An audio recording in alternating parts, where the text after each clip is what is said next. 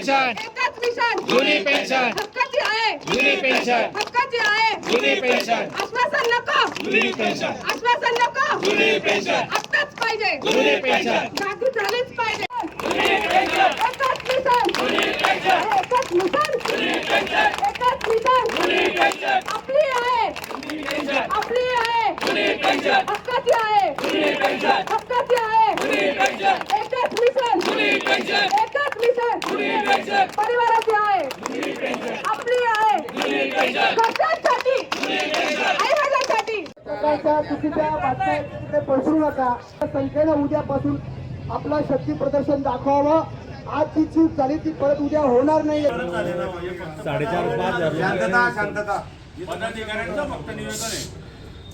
सरकारी निमसरकारी एक मिनिट काही घोषणा आहे का? सरकारी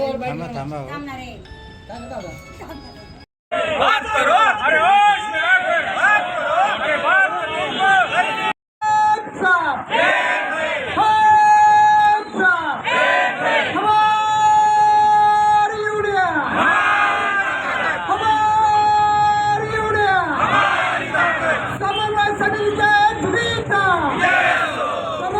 निमसरकारी कर्मचारी व शिक्षक शिक्षकेतर कर्मचारी संघटना समन्वय समितीच्या वतीनं दिनांक 21 एप्रिल पासून राज्यव्यापी बेमुदत संप चालू आहे. हा संपाचा तिसरा दिवस आहे.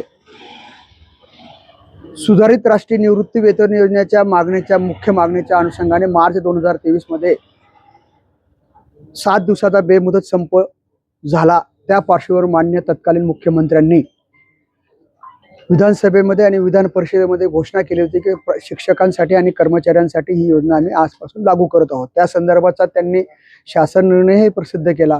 पण गेल्या 17 महिन्यामध्ये त्या संदर्भाच्या अटी शर्तीचे मार्गदर्शक सूचना प्रसिद्ध करण्यासाठी आम्ही गेल्या 15-16 महिन्यामध्ये 7 वेळा आंदोलन केले. तरी मान्य देवेंद्र फडणवीस मुख्यमंत्री महोदयांना साधं चर्चेसुद्धा सौजन्य दाखवलेलं नाही किंवा त्या संदर्भाच्या त्यांनी अटी शर्ती सुद्धा अजून प्रसिद्ध केलेल्या नाहीत. यामुळे हा आम्हाला बेमुदत संप करण्याची वेळ आलेली आहे. तसंच सगळ्यात महत्त्वाचं यासोबत सरकारी क्षेत्र प्रशासकीय क्षेत्रामध्ये 2,80,000 पदं रिक्त आहेत. वाहन चालक चतुर्थ श्रेणी कर्मचाऱ्यांची सेवा भरती पूर्णपणे बंद केलेली आहे.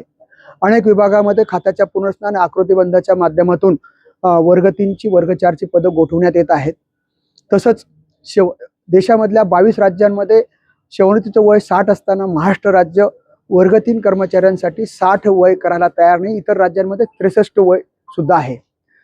तसंच सर्वात महत्त्वाचं शिक्षक आणि शिक्षकेतर कर्मचाऱ्यांसंदर्भात जे संच मान्यता हा अत्यंत अघोरी असा शासन निर्णय आहे आणि TET परीक्षेची जी सक्ती आहे ती अत्यंत अन्यायकारक आहे.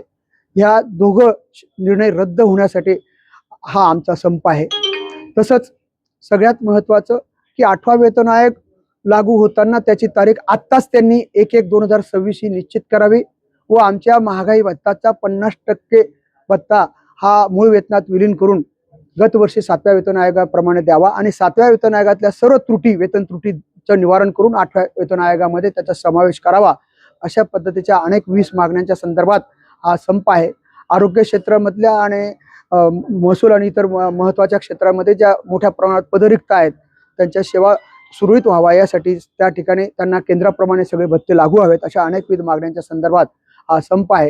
आणि जोपर्यंत आता काल मान्य मुख्य सचिवांबरोबर 2 दिवस चर्चा झाली, त्या चर्चेमध्ये सुद्धा फारसं काही यश प्राप्त झालेलं नाही. ते आम्हाला आज प्रोसिडिंग देणार आहेत, पण प्रोसिडिंगवर आम्ही थांबणार नाहीत जोपर्यंत आम्हाला सुधारित राष्ट्रीय निवृत्ती योजनेसाठी गेल्या मार्च 2024 पासून 6,500 शिक्षक कर्मचारी सेवानिवृत्त झाले त्यांना त्याचा लाभ मिळण्यासाठी कसा देण्यात यावा या संदर्भाच्या मार्गदर्शक सूचनाचा जोपर्यंत शासन निर्णय आम्हाला अद्याप हातात मिळत नाही तोपर्यंत आमची आता माघार नाही. काय नेमकं आपल्या मागण्या आहेत आणि काय मोर्चा करणार? हा मोर्चा जो आहे हा लोकांना होणारा जो त्रास आहे शासनाकडून त्याच्यासाठी हा मोर्चा काढलेला आहे. आपण जर का पाहिलं तर आता एवढी 20, 25, 30, 35 वर्ष लोक इथे नोकरी करतात आणि ह्या अशा लोकांना म्हातारपणात काय आधार आहे तो आधारात जर का शासन काढून घेत असेल तर शासनाला मायबाप कसं म्हणायचं? शासनाला मायबाप म्हणतो आपण आणि मायबापच जर का पोरांचं असा बळी द्यायला लागले तर या शासनाकडून काय अपेक्षा ठेवायच्या? आणि या शासनावर खूप विश्वास ठेवून लोकांनी या शासनाकडे कल दिलेला आहे. त्याच्यामध्ये नोकरदार वर्ग सुद्धा काय मागे नाही का. आमच्या कलामुळे जे शासन आज सत्तेत आहे. आणि जर का अशी आमची बाजू आम्ही त्यांच्या बाजूने मांडू नये, जर का त्या कर्मचाऱ्यांनाच, आणि कर्मचारी कोणासाठी काम करतो, या शासनकर्त्यांसाठीच काम करतो. कोणता मंत्री असेल, कोणता आमदार खासदार असेल, ते प्रत्यक्ष काम करतात का? अजिबात करत नाही. ते आमच्या शासकीय कर्मचाऱ्यांच्या माध्यमातूनच काम करून घेतात. आणि म्हणून या सगळ्या योजना राबतात आणि अतिशय चांगल्या राबतात. याचं श्रेय आम्हाला द्यायचं झालं तर त्यांनी काय केलं, जुनी पेन्शन आमची बंद केली. मग हे आमचं पारितोषिक आहे का? हा, हे आमचं कौतुक केलं का? आमच्या कामाची पावती ही आहे का? जर का तुम्हाला 2-2, 4-4 पेन्शन आहे तर आम्हालाही बिचाऱ्या गरीब लोकांना द्या ना एक पेन्शन. हा, आम्ही काही वेगळं मागतोय का शासनाकडे? तर शासनाने आपल्या आता मान्य नाही केल्या तर यापुढे काय आपलं आंदोलन होईल? शासनाने मागण्या मान्य नाही केल्या तर आता जसं आमच्या संघटनेचे वरिष्ठ आहेत ते जसे निर्णय घेतील त्या पद्धतीने पुढच्या कारवाई होत राहतील. आंदोलन आणखी तीव्र स्वरूपात करण्यात येईल. वरिष्ठांचा जर का आदेश आला तर आता हे आंदोलन झालं, याच्यापेक्षा अजून त्यांच्या आदेशानुसार अजून वेगळं आंदोलन करता येईल. मागण्या तर त्यांना द्यावं लागतील. आता पहा तुम्ही, त्यांनी म्हटलं का आता आपल्याच आमदारांच्या किंवा खासदारांच्या काहीतरी संख्या वाढवली पाहिजे. आता आमच्या कर्मचाऱ्यांच्या संख्येविषयी त्यांना काय घेणं नाही. आहे तेवढ्याच कर्मचाऱ्यांमध्ये जर का आम्ही हे सगळं करतोय तर त्यांनी तर आमची बाजू थोडीशी घेतली पाहिजे ना. आमच्या हक्काची पेन्शन त्यांना द्यावाच हा? लागेल. निवृत्ती योजना जी आहे, निवृत्ती वेतन योजना सरकारने NPS किंवा युनिफाईड पेन्शन जे काही आणलेलं आहे ते अतिशय चुकीचे आणलेले आहे. आम्हाला जुनी निवृत्ती वेतन योजना पाहिजे आहे आणि त्याच्यामध्ये कर्मचाऱ्याला प्रोटेक्शन आहे, त्याच्या परिवाराला प्रोटेक्शन आहे.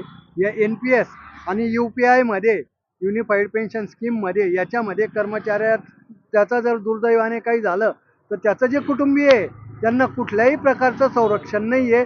आणि आमची सगळ्यात प्रमुख मागणी हीच आहे की जुनी पेन्शन योजना जशीच्या तशी 1982च्या नियमानुसार जशीच्या तशी लागू करण्यात यावी, हीच आमची सगळ्यात प्रमुख मागणी आहे.